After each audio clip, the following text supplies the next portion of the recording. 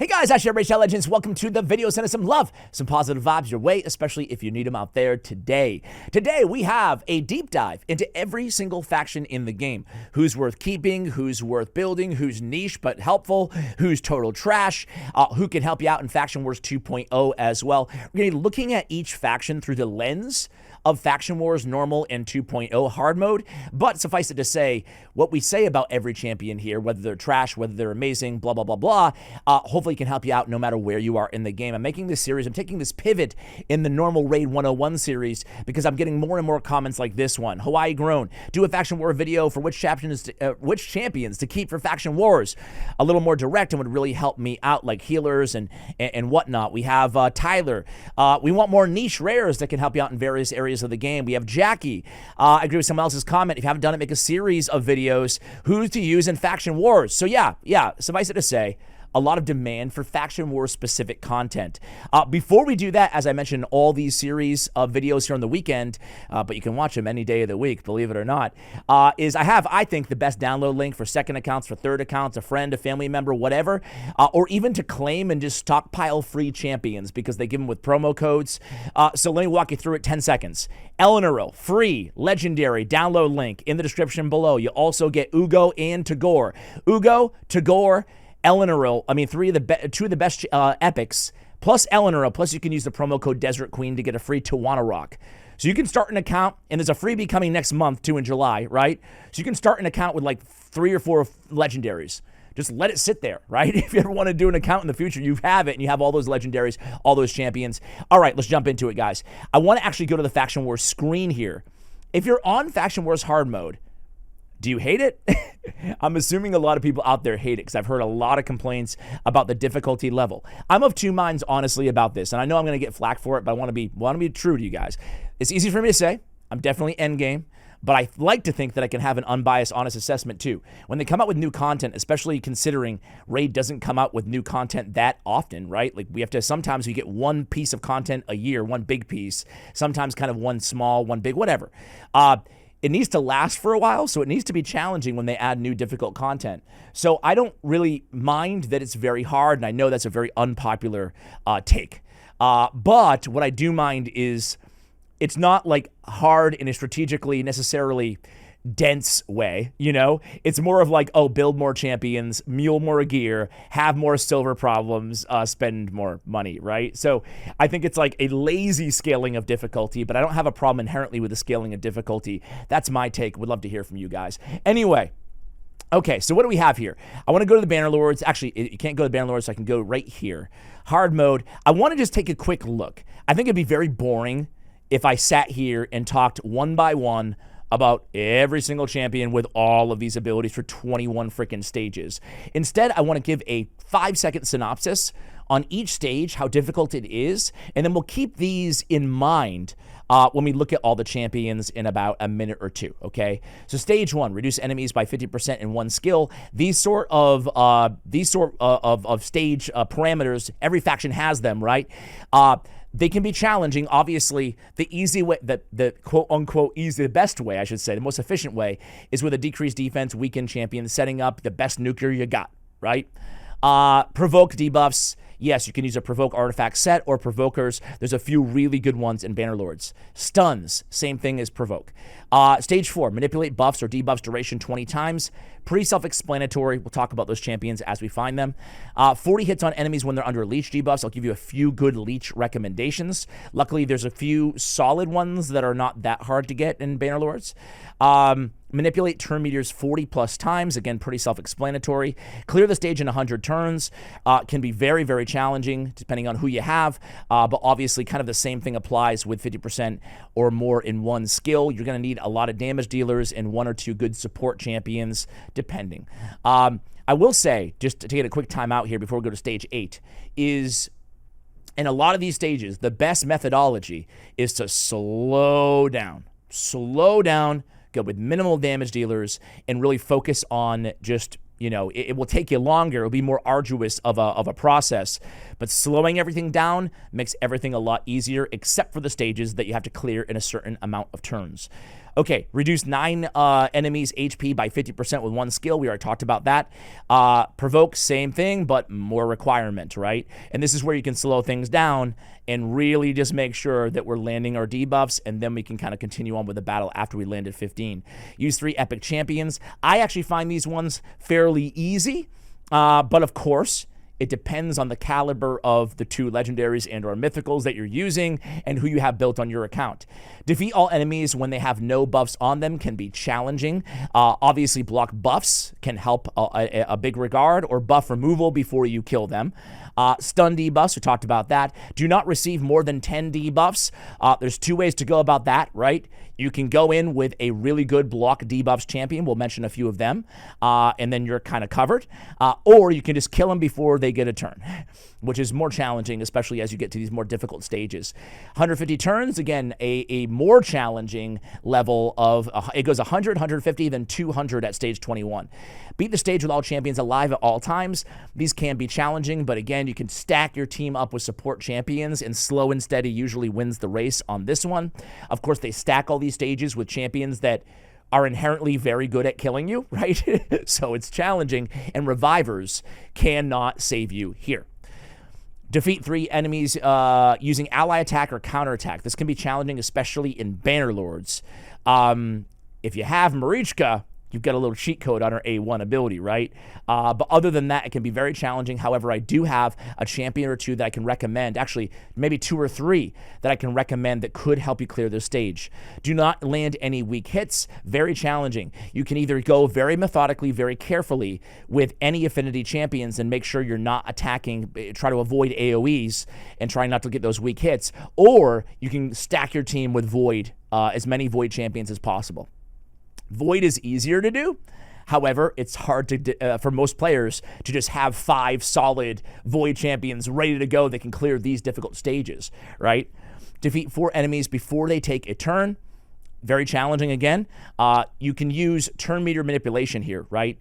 Decrease speed and decrease turn meter of the enemy team to make sure that you can set up your nukers and get those kills. Luckily, 4 enemies is a lot easier than, like, 5, 10, 15, or whatever the heck, But 15 would be nearly impossible. All right, get extra turn 5 times Relentless Gear. Not that bad, honestly. Keep all your champions' HP above 75%. Bolster set, big shields, right? A lot of support on your team. And clear the stage in 200 turns. Okay, so those are the parameters. Now we have that fresh in our mind. So now when we talk about all these champions, we can make recommendations as well. The first thing we want to look at in every faction, obviously, is the mythical, or mythicals, plural. Who's the best mythical, or do you have the mythical? I think that, listen, 100% of the time, if you have a mythical in any faction in Faction Wars, it's going to be easier, right? Same thing with outside of Faction Wars, right? Mythicals are all really good. Hot take here, but I think for the most part, any mythical you're going to probably be able to use at least somewhere on your account, even though there are certainly ones that are just S tier, OP, and better than others. Androck is one that's not that great, He's not going to be like an easy cheat code for you to just sometimes some of these factions, if you have a mythical, like, it makes it so much easier in every single stage almost, right? Androck's not quite that. He's good with survivability. He has a lot of buffs, a lot of healing. He has buff extension as well. And then on the alternate side, he has a lot of debuffs, but they're not like CC debuffs, right? So we're really looking for stunners and block active skills, any of that stuff. He doesn't have any of that. He does have block buffs, which can be handy and kill enemies without buffs. Overall, Androck outside of Faction Wars, he's still a decent mythical champion, but really not one of the better ones. He's lower on the tier list. However, I should say that Knights of the Wild is one of the most broken abilities with turn meter fill in longer battles. That's why he's on a lot of the best Chimera clan boss teams, but he's still very niche, and I think he could use a buff personally. So he's not going to be the best for Faction Wars. Lord Champ 4, I used to be a big fan of this guy. I think he's been power crept a bit over the ages, though. Over the years. We'll stick with that. It's been centuries playing Raid Shadow Legends. So he's got a decreased accuracy, decreased attack, which can be helpful. He's not a trash champion, but I don't think he's aged that well. Satalia is actually very useful because she can remove all buffs. Buff removal, especially on a 3-turn cooldown, really good, especially in Faction Wars and wave content, right? And also, there's this annoying wave that's all stone skin, in every single faction war hard. This is the third wave. It's like Molly Tankard and Tormund and stuff like that. I notice that you can remove Stoneskin 100% of the time against that wave in every faction. So I don't know if that's a bug or by design, but Satalia can remove that for you guys. So she has Turn Meter. Again, that's going to help you out tremendously, especially in those kill them before they take a turn. She also brings some healing and a little cleanse there, as well as a burn on her A1. There's not much burn-related content. I think Satalia overall is probably like a B-tier champion, but faction wars and wave content in general, Centranos, wherever you can find a use for her, she's actually pretty good. Killian Lucky, kind of the same thing that we said about Satalia. Not with the buff removal, but he's a great control champion. He has an AoE block active skills and a 2-turn stun with a lot of turn meter manipulation on his A3. Very good. He's got decreased speed as well on his A1, and he brings some buffs to himself. So Killian for wave content, for just wave content in general, faction wars or not, I think he's a solid champion for sure. Worth looking at if you need that sort of thing. That being said, block active skills is very nice. It can neutralize obviously mythical champions, but it's not like it can land those stuns or those provokes that you really need to check off those faction wars hard criteria. Sigman on the high shield. He's a really solid support champion. He brings a nice shield, a strengthen, 3-turn cooldown, and a provoke and a decrease attack. His provoke is not 100%, but it is on a 3-turn cooldown. For a legendary champion, I would love to have that 100%. It's kind of a bummer there. But provoke is very useful, even in stages of faction wars that's not provoke necessary, right? Very nice against all these OP champions to neutralize them with a nice, easy provoke. He also has a buff, buff steal? And just a removal on his A1, which is, okay. Overall, I think that Sigmund is kind of a B-level champion. Rhonda. I actually like Rhonda a lot to be your damage dealer, right? She has the block active skills or the block passive skills, which is really, really strong. However, I will say in faction wars, which we're obviously paying a lot of attention to in this video, I think that she's just kind of like another damage dealer, right? The ability of the phase rushdown, for example, can be very good. She's very good for Fire Knight. She's very good for a lot of Cursed City stages. She's very good in the arena. But in terms of just faction wars, I don't find myself gravitating towards her as much. Black Knight, I don't know. Black Knight is weird. He's got the increased defense and the continuous heal on a 2-turn cooldown, which is very good. But he has 100% provoke also on his A1. So if you need the provoke, Black Knight might be your guy. A lot of support here. But overall, I don't know. He's kind of like mediocre. I'll give him like a B-. Staltus. Now we're talking here. Staltus can be a great damage dealer. He's nice and tanky. And of course, he brings the 75% stun on a 3-turn cooldown. So you're looking for damage here. He's going to bring an increased defense, which is a defense-based damage dealer. He brings it himself as well. So nice damage and nice control here by Staltus. A really good option in faction wars. And I should say, he's one of the best, if not the best, dragon champion in the game because he reflects all those poisons from dragon right back onto him. Moreover, anytime that you're encountering poisons, Staltus should be your guy, right? Reflect them right back to the attacker. Mania, she got a buff. She's okay, right? She brings a block debuffs and a heal. It is on a 4-turn cooldown. She can potentially bring a shield. So again, she has more healing here on her A2. She does have a heal reduction and a leech on all enemies. Now, this is nice because there is that leech stage, right?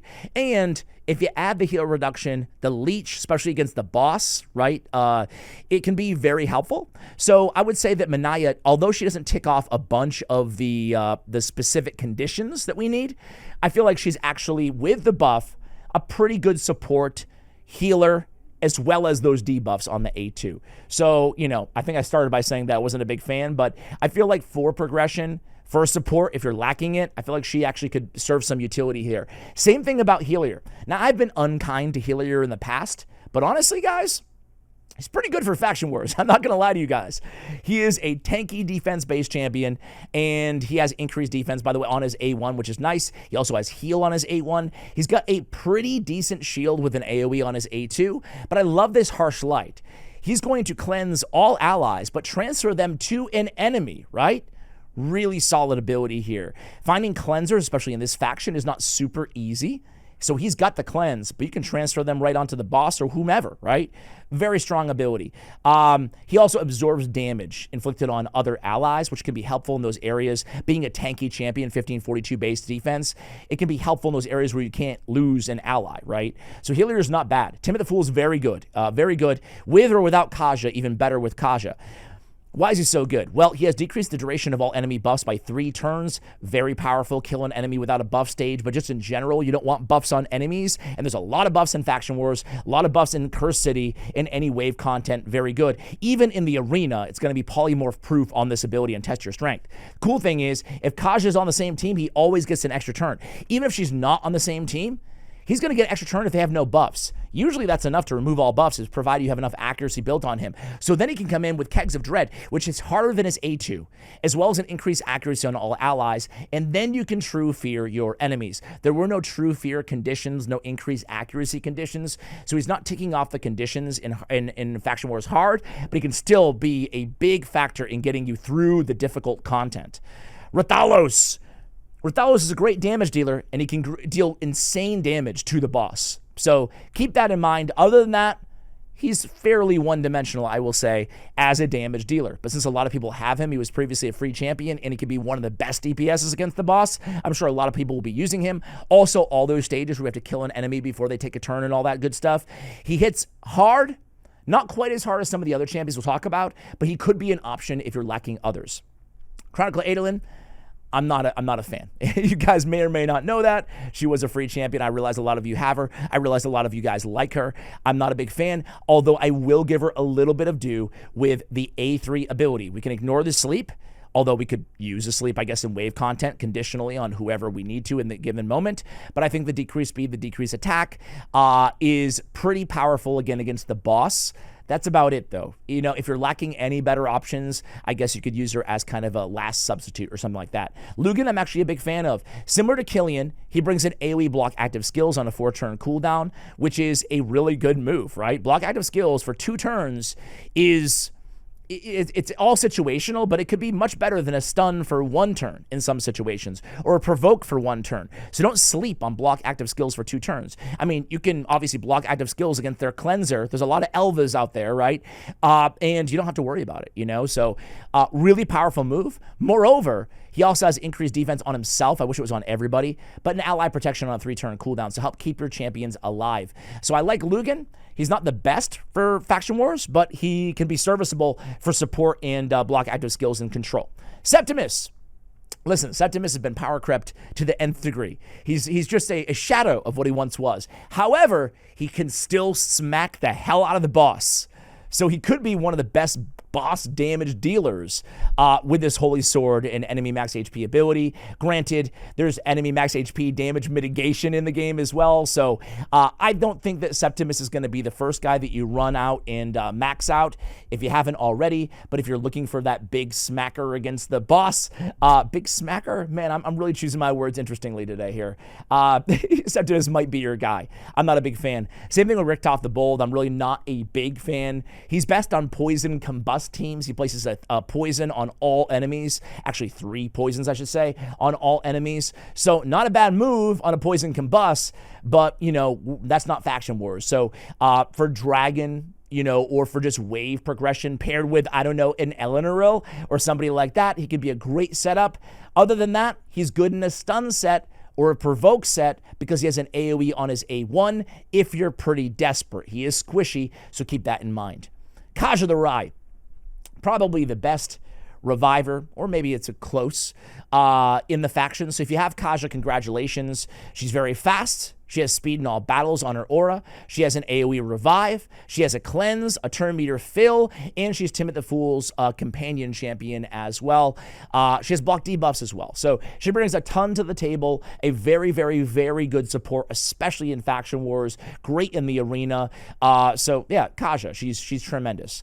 Aselin, okay, any Unity Lord, Banner, whatever the heck, any of these Unity champions, they're all pretty much damn broken. If you have them in any faction, you're probably going to be using them in Faction Wars specifically because they're all going to get, by default, the max bonus.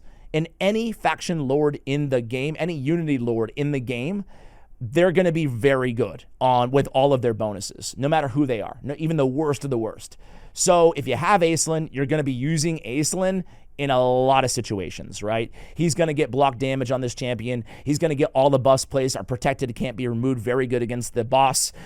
He's going to get all the bonuses, ally under ally protection of 20% chance of counterattacking when hit. I mentioned that earlier. Counterattack can be difficult in this faction if you don't have Marichka, so that can be a big help there on that second bonus of his passive.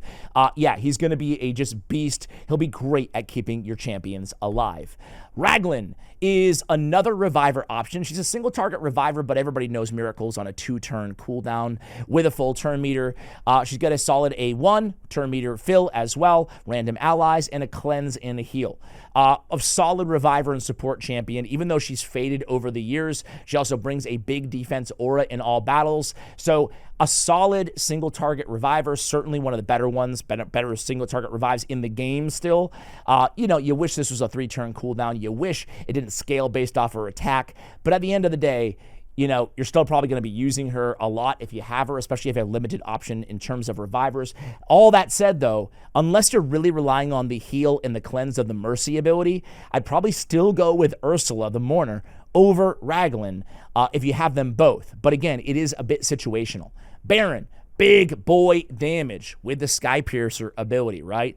AoE, ignore 50% defense built into the skill, potential 100% ignore defense with Savage and Helm Smasher. Just insane damage. This is the type of nuker that you want to be utilizing, you want to be using to kill them with the turn counts and all that stuff that we talked about, to clear those waves, to get to the boss, to reach that 150, the 100, or the 200 turn threshold. Taurus, same thing as Baron, right?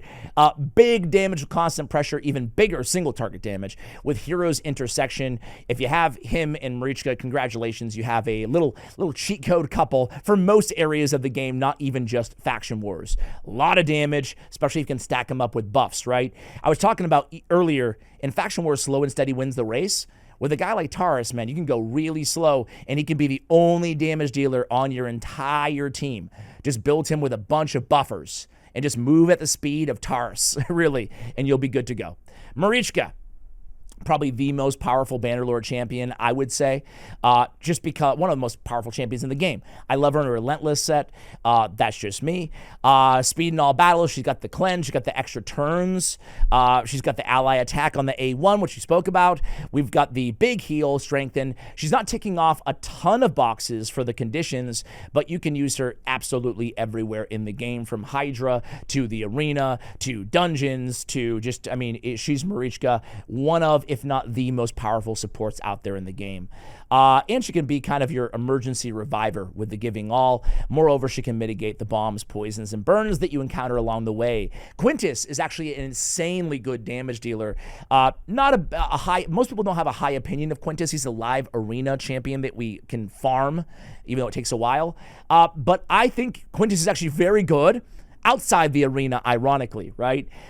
He can just absolutely smack. His skills are some of the hardest hitting out there. I found myself using Quintus over Baron in a lot of situations, just in terms of raw damage. Crowd favor, absolutely smacks. Strip away, smacks as well. We're talking big boy damage. He has one of the harder hitting A1s in the game with an extra hit if the target has no buffs as well. It also, if it's critical, repeats the attack once as well. So a lot to like about Quintus in terms of raw damage. Horden, not a fan of. We're moving on to the epics, by the way. I'll try to timestamp this.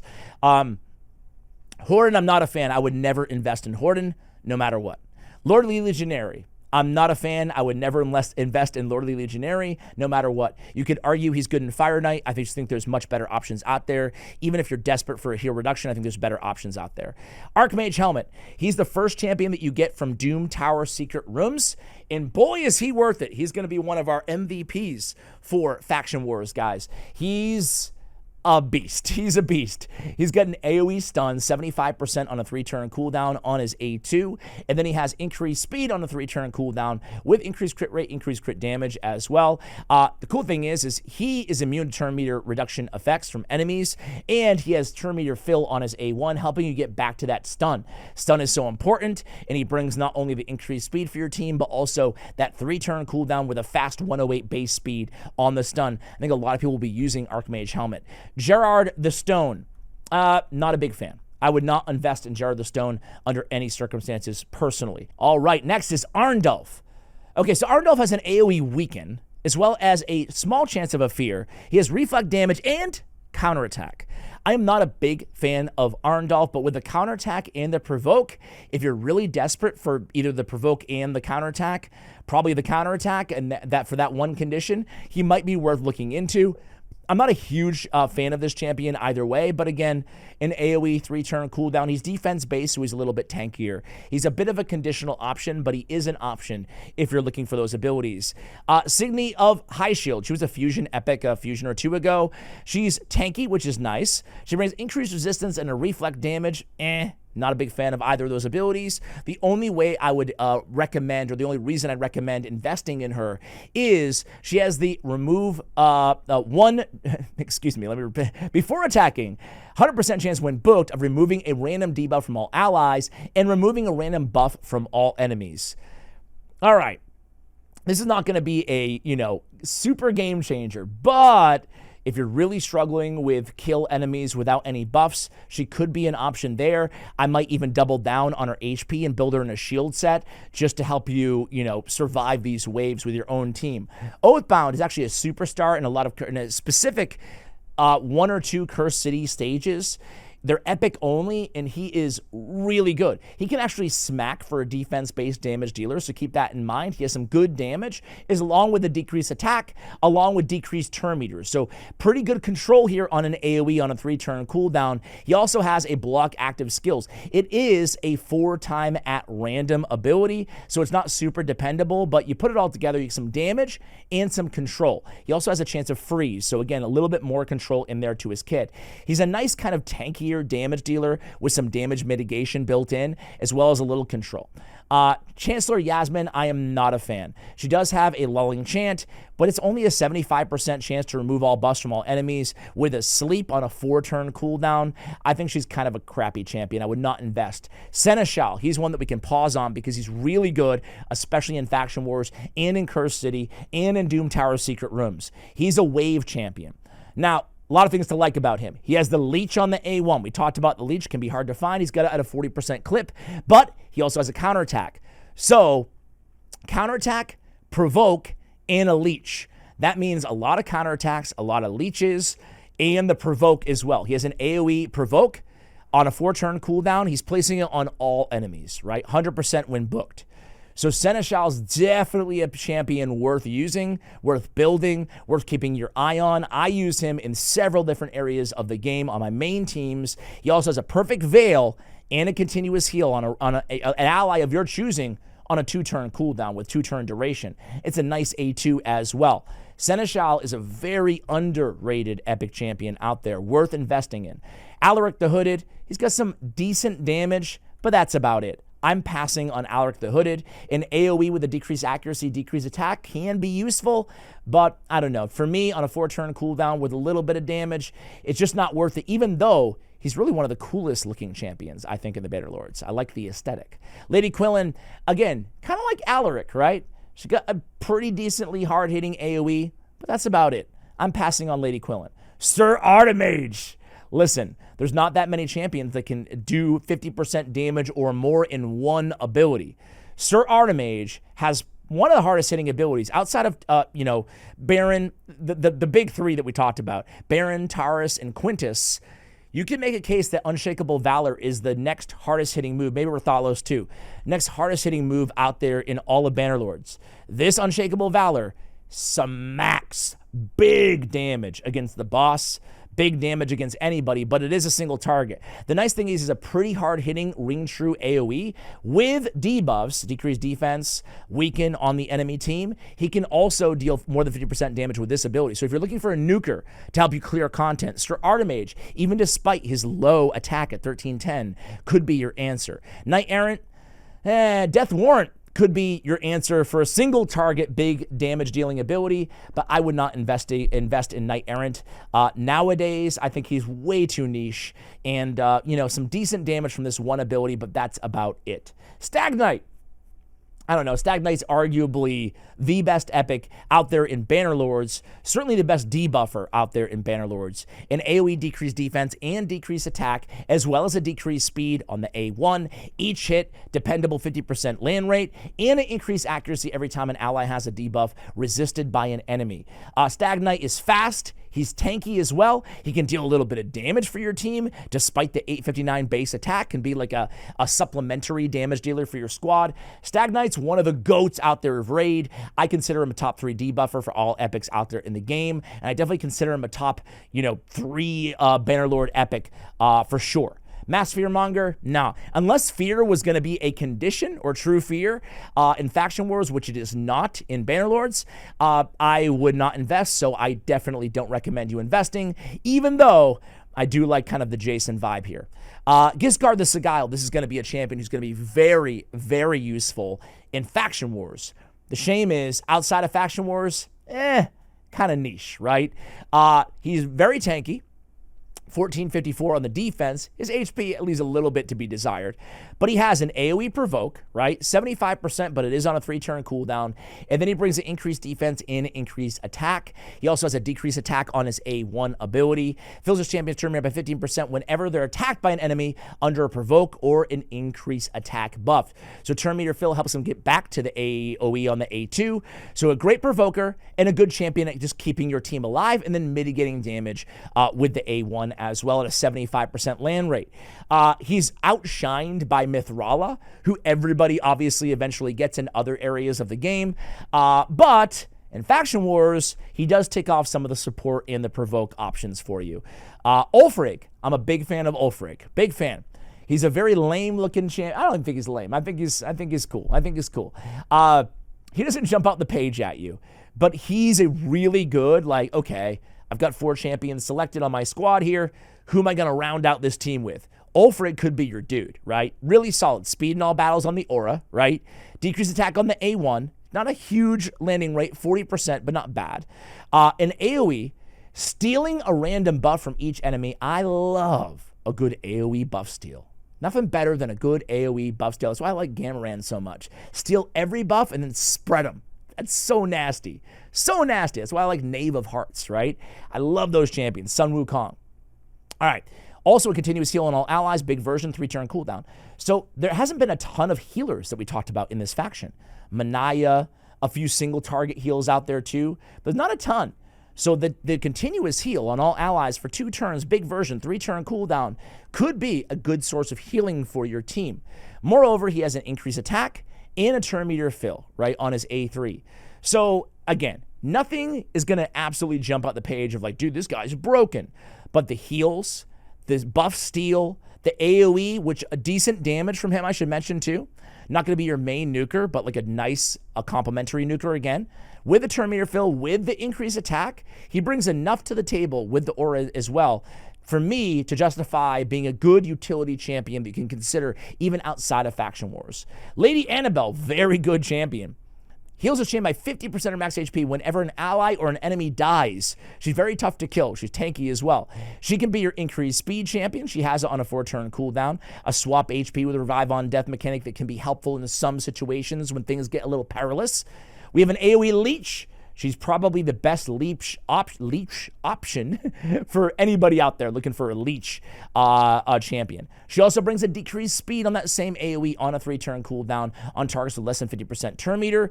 And then she has a heal, a self-heal on her A1 Covetous Nails ability. So overall, not only is she the best Bommel solo champion in the game, she can solo Bommel better than any champion, in my opinion, can solo Bommel. A true solo, too.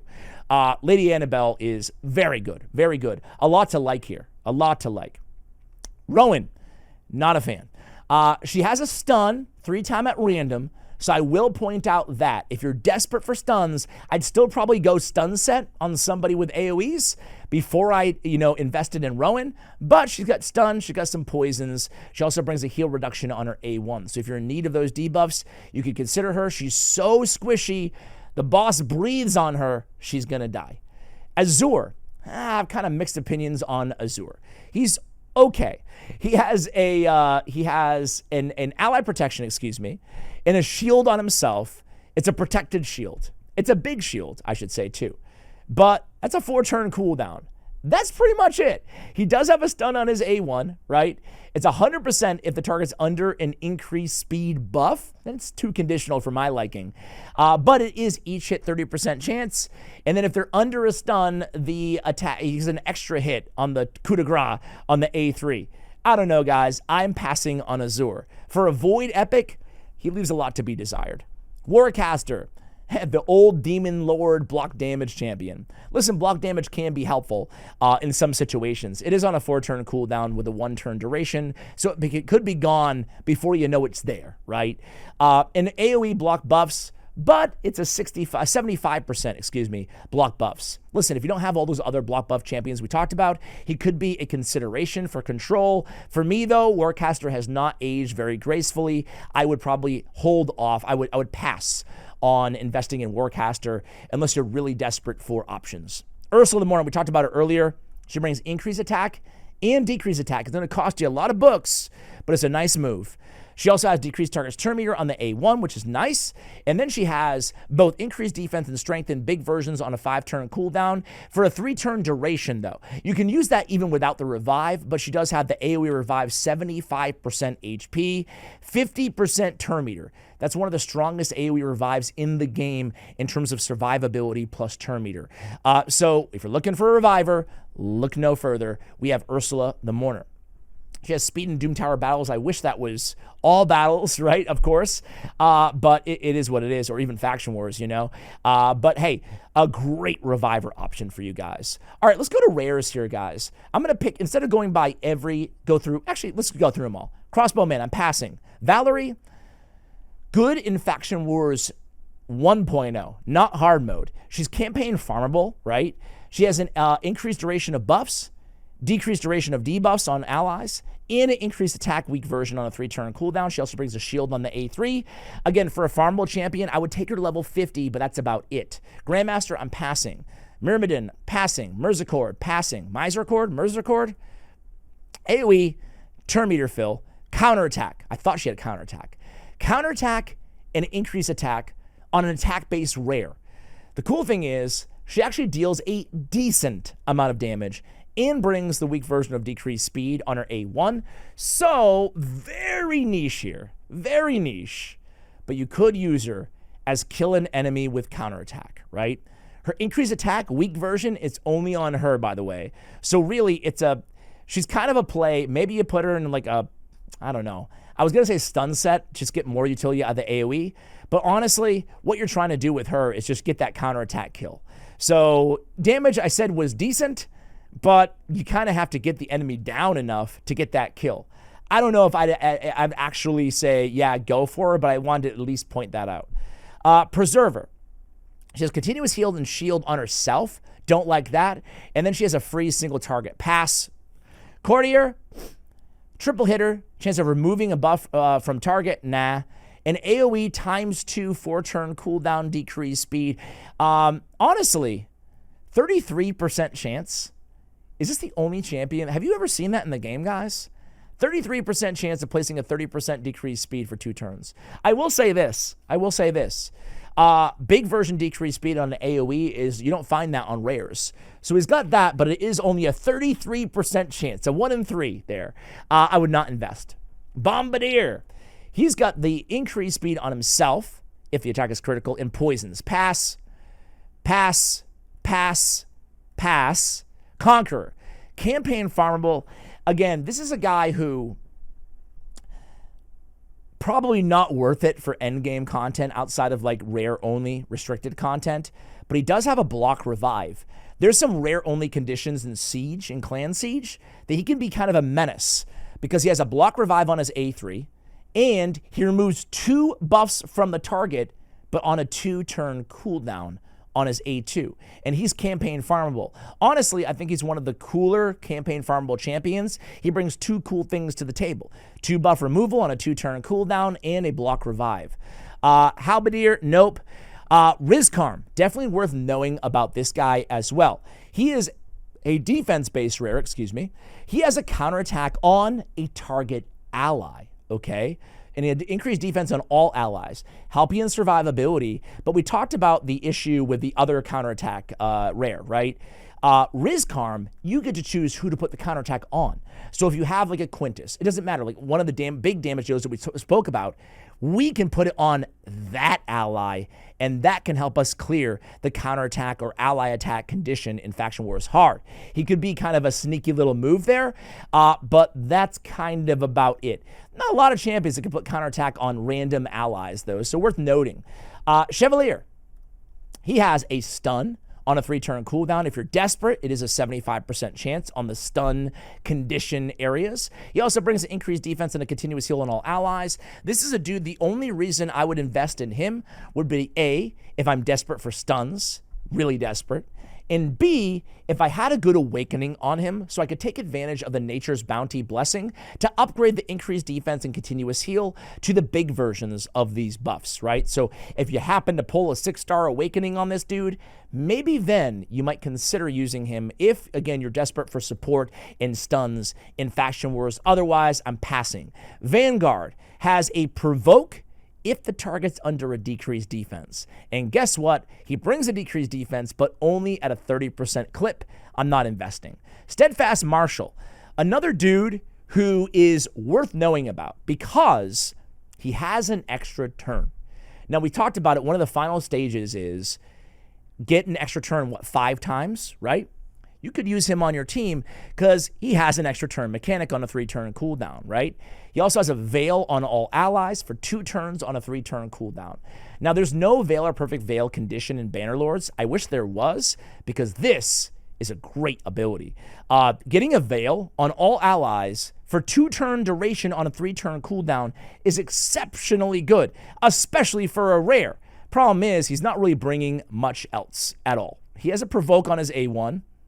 I don't know. He's a guy worth knowing about for sure. Dagger. Dagger's claim to fame is an AoE decreased defense at a 75% clip.